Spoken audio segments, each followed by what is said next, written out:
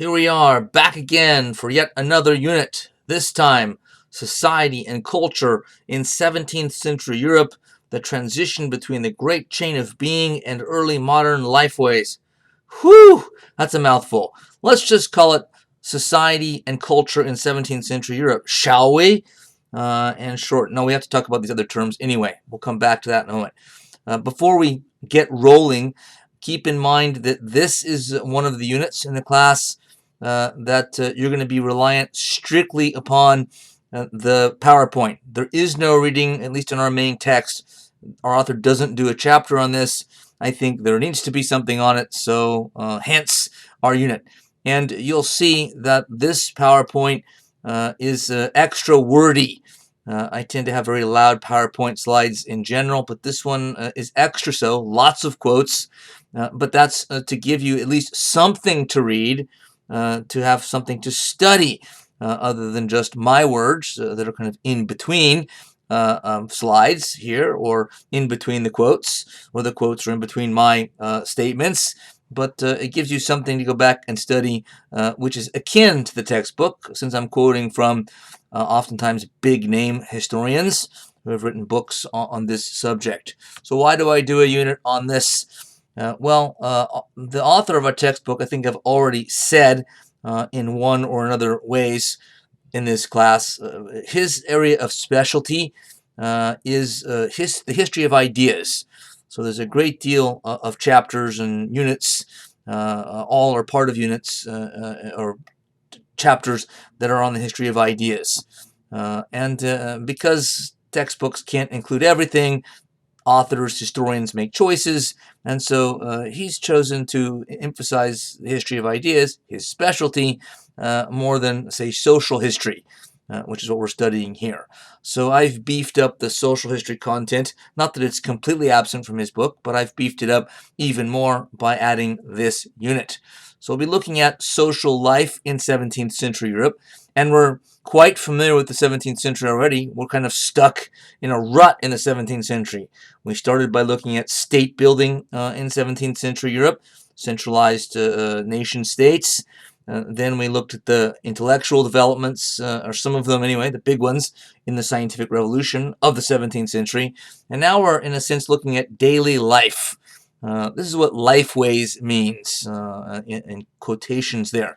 It's really an anthropologist's phrase or term that historians use some way. So this is the way of life, lifeways of average people primarily in Europe. Most of my examples come from England in the 17th century, but not entirely. But I'm using even the stuff in England to, as much as possible, make general statements about European daily life, the life of average people during this century. One of the guys I'll be relying on is one of my favorite historians in this period, which is really known as early modern Europe. Is a historian named Robert Buchholz, wrote a book called Early Modern England. He's actually a pretty funny professor. I've heard him live before and seen him live before, but he's a good writer as well. So in his book Early Modern England, he talks about something else in the title of the slide here, the Great Chain of Being. He says, had the Great Chain of Being held up under the twisting and turnings of which it was subject? And he says, yes, by and large it survived, but new links were forged and others reshaped or weakened at key points. Let me remind you, if you've forgotten, that the Great Chain of Being was more or less the lion's share of the value system of the Middle Ages. In the 17th century, where we started this class and still are, is just the other side of the Middle Ages. So when in the last unit on the scientific revolution, if you remember, I started with some material about what medieval thinking was like, including the Great Chain of Being. So what Professor Buchholz is saying here is that by the 17th century, that the into the 17th century for sure, the Great Chain of Being was kind of getting thrashed to some degree. Because remember, it held that everything in the world was a static hierarchy. Everything stayed the same and stayed in kind of hierarchical order. It wasn't supposed to be out of place or changed. But of course, we know the world changes.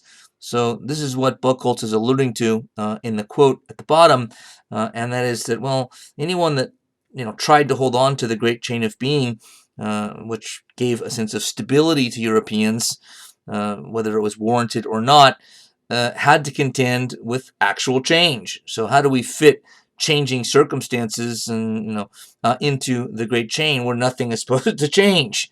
So we know society changed, and but their medieval value system was such that things weren't supposed to change. So it could cause anxiety and fear when something new came along. They now had to kind of either abandon the great chain of being or find a way to fit the new phenomenon, like, say, the rise of capitalism, the rise of a merchant class that had been around before, but it was never large enough before to show up kind of on the radar screen of history. So now they're having to kind of think, well, where do merchants and bankers and business people fit in the great chain of being? Right? It's supposed to be a fixed hierarchy. Where are they in the hierarchy, and how can they be fixed if they just sort of showed up? Those questions then forced Europeans, as Buchholz says, to reshape their thinking on the great chain of being, or realize that it had been weakened.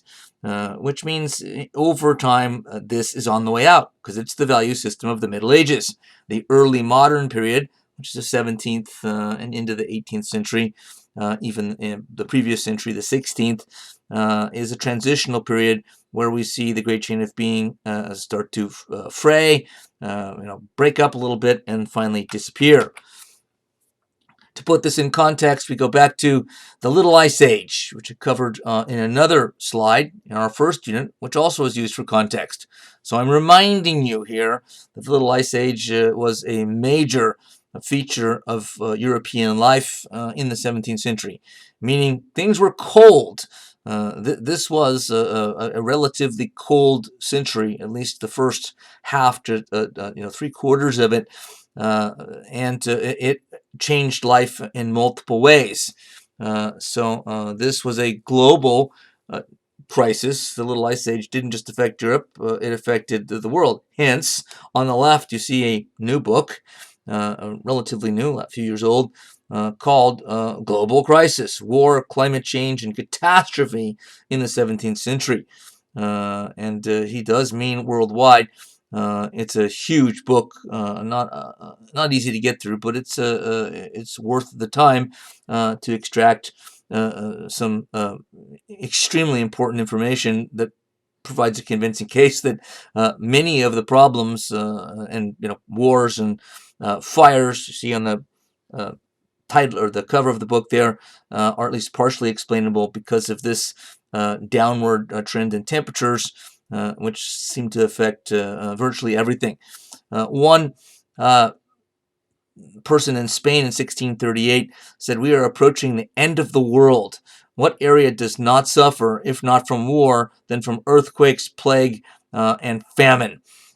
So that's one person in Spain, and yet he was already aware that this seemed to be going on around the world. So we're already in an age of, by the 17th century, of globalization. Word doesn't travel as fast as it does today, of course, but there was knowledge coming in and out of various places from around the world. So it didn't take them at 1638, so fairly early in the century as well. And there's already some awareness, at least in Spain, that this isn't just a problem in Spain. It seems to be all over the place. Thomas Hobbes, remember him? Leviathan, the Leviathan State, his political theory about his perceived need for a Leviathan, big sort of scary monster government to sit on people, watch over them, keep them under control because they can't be trusted. In that very passage, the most famous passage where he sort of talks about how difficult life is because you can't trust anybody, before the famous words at the end, this is the sentence, or the two sentences. There is no place for industry. talking about the time he's living in, middle of the 17th century in England. There's no place for industry because the fruit thereof is uncertain, and consequently no culture of the earth, which means no agriculture, no navigation, nor use of the commodities that may be imported by sea, no commodious building, no instruments of moving and removing such things as require much force, no knowledge of the face of the earth, no account of time, no arts, no letters, no society, in which is worst of all continual fear and danger of violent death, and the life of man solitary, poor, nasty, brutish, and short. That last phrase is the most single famous phrase from Leviathan. Now, he was talking about the state of nature primarily here, which means a time period in the past we call prehistory today, which they knew nothing about then. He's kind of speculating what was life like thousands of years ago before government. So technically, he is talking about theorizing what he thought life was like there. But since he wrote this right in the middle of this little ice age, I think it's apt to see this in part as kind of a pessimistic view, not just because of his negative view of human nature, but also because of sort of what's around him, a great deal of struggle because of the Little Ice Age. Geoffrey Parker himself, the historian who's written the book there on the left, I'm quoting him here, the fatal synergy, which means synergy is a business word for sort of the coming together of a lot of different factors at the same time that then kind of ratchet each other up and kind of have they kind of help each other along.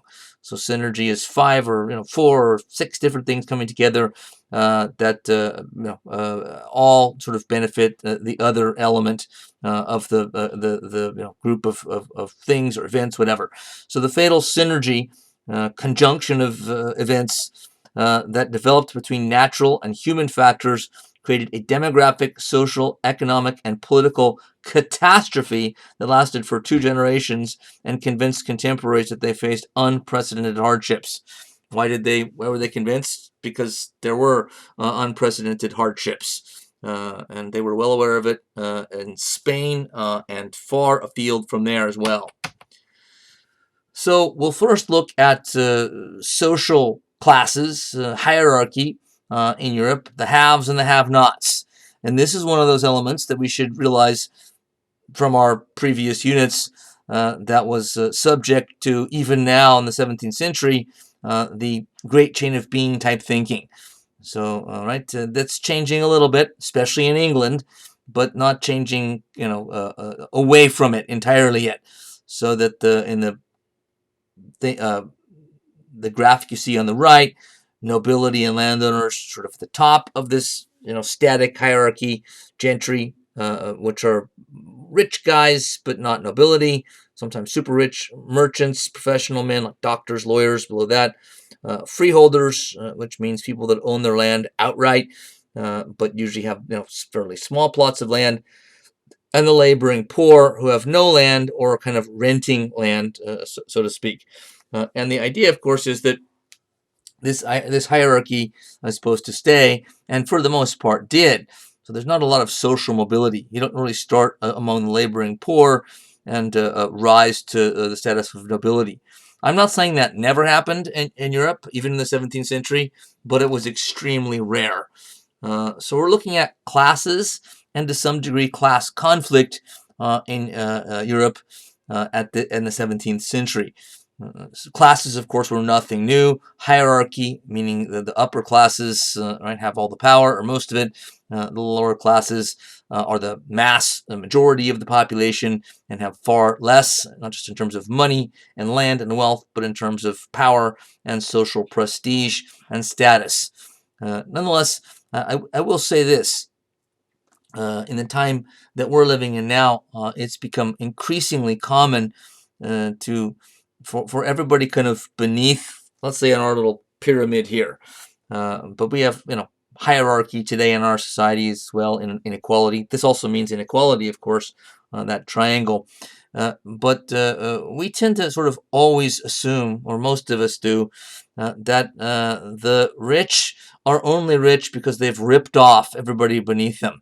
and that it's only because of injustice that they're the wealthy, the powerful, the nobility, the gentry, whatever they may be. And I'm not saying there isn't a measure of injustice, and certainly it's inequality here, but I'm not so sure it's always true. It's or the only way to look at it to say, well, the rich got rich only by ripping off the poor, only by being cold-hearted and cruel and ruthless did they get there. There's certainly plenty of that to go around in social hierarchies at anywhere, any time and place, no doubt about that. But there's something to be said for some of these hierarchies, and you could have asked someone at the bottom of this food chain, freeholders, smallholders, the laboring poor, and you'd be surprised, I think, if you go back in time, get in a little time capsule and go back and, hey, what about these bastards at the top, these nobles? Don't you hate them because they ripped you off? You might get a few that say that, but you'd be surprised at how few said it. Most of them would feel that they sort of fit into an overall social system that they were comfortable with. Because they knew where they stood, even if they weren't going to get richer, they knew they had an important place.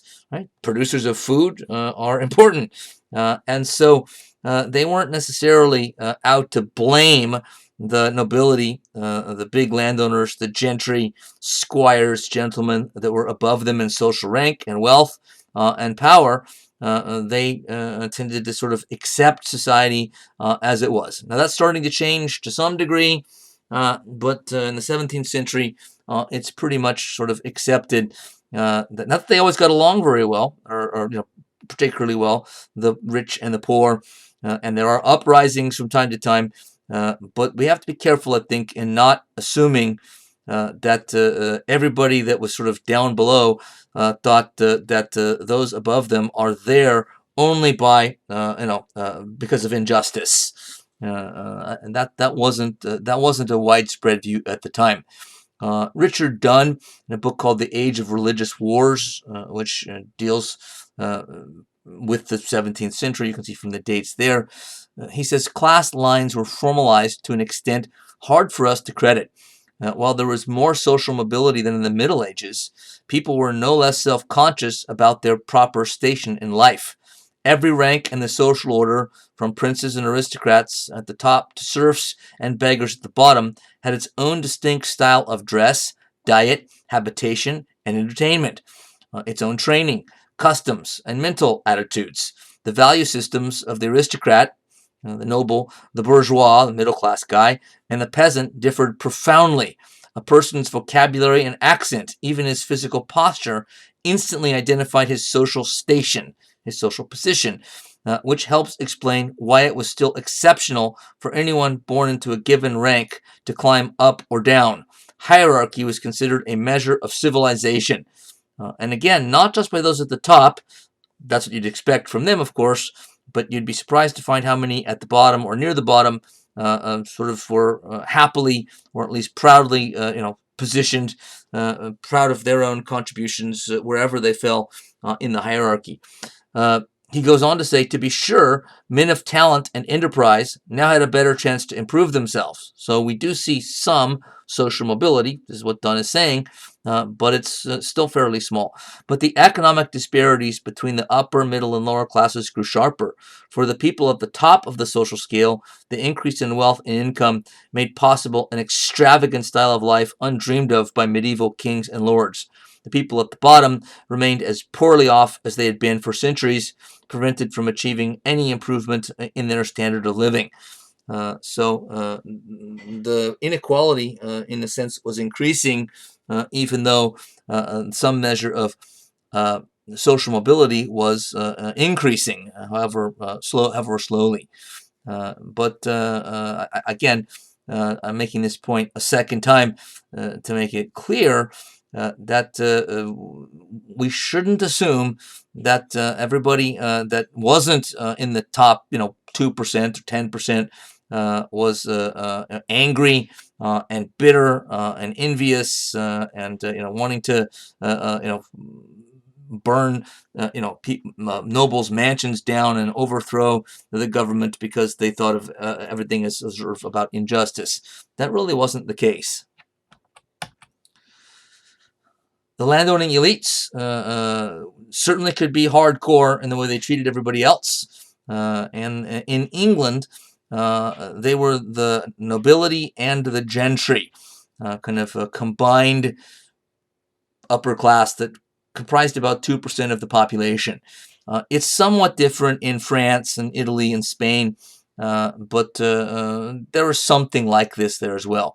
One very famous historian has called the elites, the upper classes, whether nobility or gentry, macro parasites, which doesn't certainly sound like a compliment, but he meant that actually not as much of an insult as it sounds. He didn't mean it in a complimentary way, to be sure, but he meant it more in a clinical sense, that the way the system worked, the people at the top certainly did collect taxes and force other people to work for them, at least part of the time as part of a deal to be able to rent land from a nobleman. And you might have to work on his land a few days a week and work your land the other days of the week. So that there is a certain sense in which this can be seen as exploitation. I wasn't trying to deny that in the last slide. But it's not just exploitation, and it's not exploitation all the time. A historian called Barry Coward says, although it is true that peers meant nobility, did have a superior social status and some privileges which were of economic value, the distinction between peers and gentry is primarily a legal, not an economic one. Both peers and gentry were rentier landowners. Peers could actually be poorer than gentry in some cases. So a peer meant a duke, an earl, a baron, somebody of noble status, which means your family inherited that noble status and kept it and passed it on to the generations. Nobles, both in England, France, and elsewhere, as far away as Russia, they were considered to be the sort of social as well as political and sometimes economic elite at the top of society. And their names were well known. So new nobility got created by kings sometimes, but the old families who had been nobility for generations, everybody knew their name. You hear that last name, you'd already know, oh, that's somebody from that family. Everybody knows they're one of the top families in terms of wealth, power, status in the country. What are the gentry? The gentry are a newer group, kind of a new nouveau riche, the French say, newly rich, right? So the nobles are surely old money. They make their money by passing it down, inheriting it from their father, whoever held the estate ahead of time or beforehand. That happens to the gentry in time as well. They're aping the nobility, copying them. They want to be kind of like them in many ways, so they buy huge estates once they can afford it, and start to dress like the nobility, try to hobnob with them, and want to get invited to their parties, etc. But how do they become part of the upper class if they're not nobility? They make a lot of money, what they do. These are mostly, at least at first, businessmen, capitalists, bankers, merchants, etc., who then, in a sense, kind of buy their way into the upper class. Right? Again, they buy an estate, maybe from a noble person, that noble family that's sort of on hard times now. They're selling off their estate. This gentry, a banker guy that's just made money in this generation. He came from a poor family, but now he's seeking to enter the upper class, and he has economically. And then what he's likely to do, now that he kind of is neighbors with the local lords, dukes, and barons, not only hobnob with them if he can, which is not always easy because they're snobs, and the older nobles don't necessarily like the new money non-nobles or younger nobles that come along, but the king sometimes, whatever king it is in whatever country, sometimes will create new nobility. If you served a king effectively well, heroically in battle as an officer, even though you didn't come from a noble family, he might ennoble you. And from that time forward, then your noble title your membership in the upper class, in the peerage, would be heritable by your descendants, and so you could become a nobleman. And if you were wealthy enough, you might do other services for the king that you sacrifice some of your wealth, loan money to the government, and this might get you into the nobility as well. If you can't do it that way, you could, if you get in close with your rich neighbors, usually in the countryside where these big mansions were, you could arrange a marriage between your son or daughter to their son or daughter. And now you're married into a noble family, and any children that you have are at least partly of noble blood. So the nobility and the gentry did kind of bleed together after a time. Sometimes the gentry that didn't have the social status, sometimes they're even wealthier than members of the nobility, even if they never became nobility. So there is sort of a clash between the nobility and the gentry in some ways, at least, again, at first. This is kind of what we sometimes talk about as old money and new money.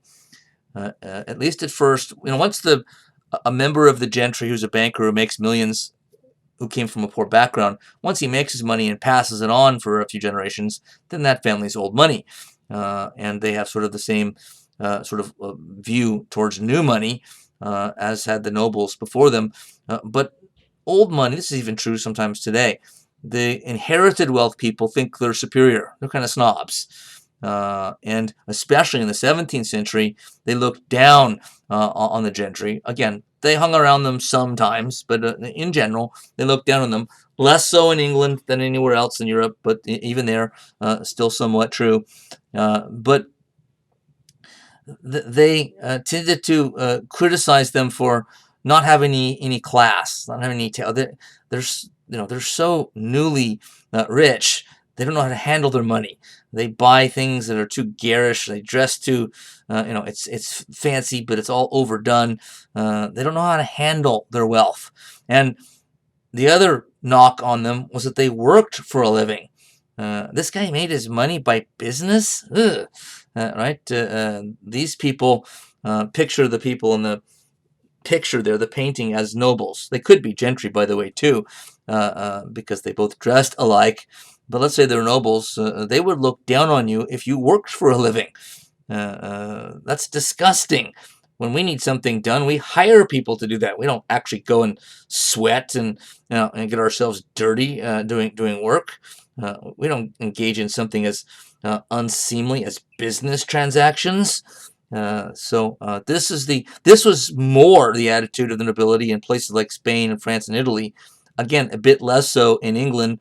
They're starting to make their peace with the capitalist class, the gentry being the richest of the capitalist class, and it's part of the reason that we have already seen a preview of what's to come, and that's that Great Britain becomes the wealthiest and powerful country in Europe.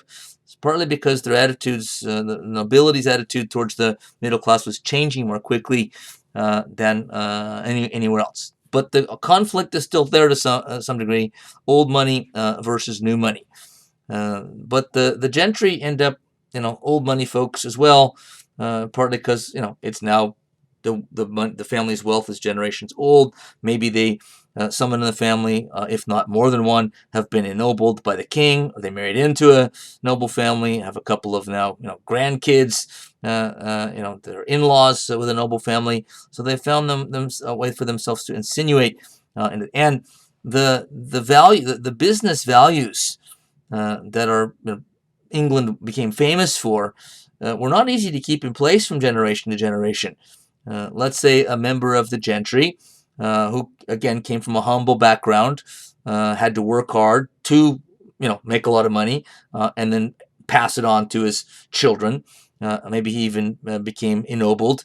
Even his own kids, the first generation of wealthy people in the family, right? They might be eager to carry on their father's business. Maybe one son, maybe, but the others would be more likely probably to go into the arts. They're going to get to go to Oxford or Cambridge, and maybe they become a writer become I don't know, an artist of some sort.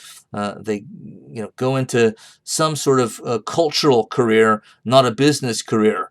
And it wouldn't even really considered a career uh, because they're not supposed to work, but they're not supposed to do physical work. Is what we mean. So even the gentry, who at least originally in fairly recent times came from humble backgrounds and had to work their way up to the top, even their children, their grandchildren, great grandchildren, and maybe more so as time went on, become sort of this viewpoint that no, we're cultured. I'm not going to work like my grandfather did to make a lot of money. I inherited the money. Now I'm going to do other things of a more sophisticated, sort of civilized, cultured, at least from their perspective, standpoint. The landowning classes dominated early 17th century society. The big landowners, nobility, gentry. This is the social group that held most of the political positions in England, both at the national level and at the local level as well. Sheriffs, which England is where that term came from, justices of the peace, and deputy lieutenants were all local positions, but positions of great power at the local level. And sometimes the same people, the same person, obviously the guy on the left sitting there, is a member of Parliament, the national level, travels to London every so often to sit in Parliament, make the big decisions of the country, but he's also a justice of the peace in his local region, where he's kind of the big cheese as a member of the gentry or the nobility. So it ended up being kind of the same people at the local and national level who were powerful, and they were almost always members of the gentry or nobility, all big landowners. Down below them, along with kind of middle class rising businessmen and professionals, doctors, lawyers, accountants, professors, are the yeomen, farmers, or freeholders. And in England, I said more of this would come from England and the other countries, but this is somewhat true, slightly different terms in France and other places as well. But the yeoman farmer, as they were called in England, were kind of in some ways the social backbone of England. England's sort of business, sort of work ethic, value system, right, that wasn't accepted by the nobility at first, but this kind of value system is what is chipping away at the old ideas coming from the nobility that work is something to be looked down upon. Robert Buchholz, the guy I really like, says in that same book, contemporary writers, I mean writers at the time, had the greatest admiration and affection for those commoners they called yeomen. Generally, a yeoman held at least 50 acres of land, either owning it outright or leasing it from an aristocrat as freeholders. Let's come back to that. Freeholders were virtual owners. They had to pay a nominal rent, but they could never be evicted so long as they paid that rent. And they could sell, lease, or bequeath their land at will. They could vote for their county's parliamentary representative because their landed income far exceeded the 40 shilling or £2 minimum requirement. Unlike gentlemen, most yeomen worked their own land, unlike the gentry. But unlike most husbandmen, a class I didn't talk about, kind of just beneath the freeholders or yeomen, they had farmhands and domestic servants to assist them. Their wills indicate that they slept on feather beds, ate well, and sent their sons to good grammar schools. Such education combined with continued economic success might gentrify the family over a generation. So the yeomen slash freeholders are kind of like the top peasants. And what Buchholz is saying in that last sentence is that if they play their cards right, they might enter the gentry class, which is sort of the next sort of place up, at least in the countryside, rural areas, towns, villages, and some of these big estates. Now, what does it mean to say that they were renting their land? They're freeholders. Well, it means that the land, much of the land in England is still owned by the big landowners, the upper class, and so they have to pay a rent to that guy. but they still kind of have ownership rights, as it says on the in the quote here. They couldn't just be kicked off the land. They could bequeath their land in their will to their son or their siblings or their their offspring, male and female alike, so they still had ownership rights overall, but nonetheless they had to kind of pay a rent fee. This goes all the way back to arrangements in the Middle Ages and the feudal system, the ties that still bound them in some ways underneath the power and control of those above them. But it wasn't yet seen as an injustice in the 17th century.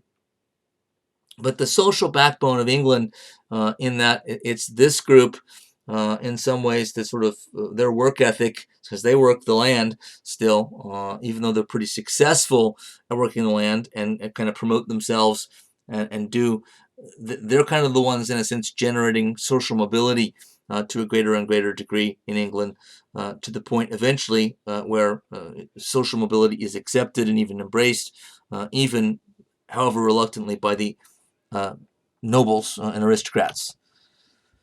Free peasants in the west, unfree serfs in the east. So I've been generalizing about Europe, but this is sort of one distinction that we should make, and that is that in Western Europe, Britain, France, Spain, the Low Countries, Netherlands, Belgium, Switzerland, Germany, the peasants tended to be free. Serfdom was around still in some countries. That was around, but it wasn't as widespread and it wasn't as harsh as it was the further you went east. So if you get to Eastern Europe, it's quite different. If you get to Russia, it's very different. The serfs were not free, barely ever. So a tiny percentage of peasants actually owned their own land, even in a freehold status where you had to pay rent. They were more slaves. So serfs in Eastern Europe, which is the way it had been everywhere in Europe, or most everywhere in the Middle Ages, but the West had sort of seen the peasants achieve more rights, including freehold status. So the I'm not going to read this quote to you. You can read that one on your own when you study. But just keep in mind, things were different from west to east. There was kind of a geographical gradient. The further east you went in Europe, the more unfree the peasants tended to be, the more serf-like the situation was. And you get all the way to Russia, kind of the eastern end of Europe, at least part of Russia is Europe, and you have hardcore serfdom, where they were really treated much like slaves. Paternalism and deference, a tacit agreement between rich and poor. This is one of the ways that in England and elsewhere there was a stability maintained to avoid class warfare, to avoid revolt and revolution.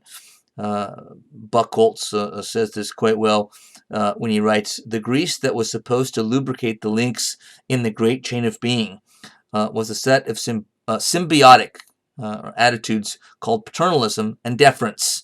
An aristocratic landlord was expected, like a good father, to look after his tenants and the ordinary people in his locality as he would his children. In return, the common man or woman was expected, in the words of the prayer book, the Church of England, to, quote, order myself lowly and reverently to all my betters." Right? And that's something we wouldn't say or think today, but shows us how different things were in the 17th century.